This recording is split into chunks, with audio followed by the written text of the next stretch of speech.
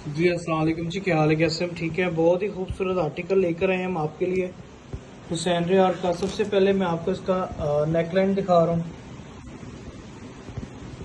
Neckline आपके सामने, इस पे मल्टीपल काम हुआ हुआ है। चेन का काम है, बहुत ही खूबसूरत इस पे सेटिंग की गई है।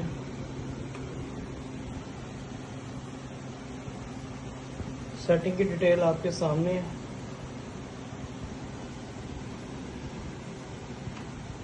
ये इसके स्लीव्स आ जाएंगे।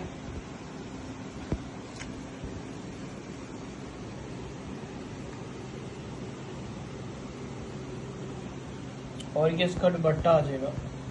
साथ ही बहुत ही खूबसूरत इसका रॉसिला का ट्राउजर दिया हुआ है।